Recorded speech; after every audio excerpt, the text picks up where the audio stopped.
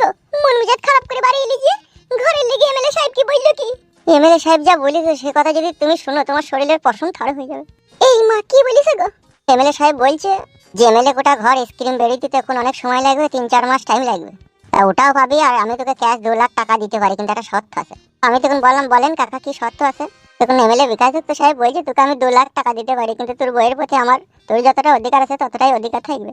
ছি ছি ছি ছি, কি কথা বলিস গো? আমরা তো মনে করতাম খুব ভালো লোক। ভালো লোক লয় বউ, তাইলে দেখো আমি ওর ভাই হচ্ছি আর তুমি রিস্তাতে ওর বৌমা হচ্ছ। শালা এত বড় জালিম লোক তোমার সাথে কুকাজ করার লেগে আমার কাছে কিনা পারমিশন চাইছে, আবার ডাইরেক্ট বলছি যে তোর বউ মানে আমার বউ। এই মা গো, তাহলে বাড়ি ঘর এখন কি হবে গো? ওই তো বলছে তোর বউ যদি এই শর্ত মেনে নেয় তাহলে তোকে আমি 2 লাখ টাকা দেবো, বাড়ি ঘর করে নিবি, আর যদি না মানে তাহলে তোর কপালেও বিপদ আছে, তাই বলছে।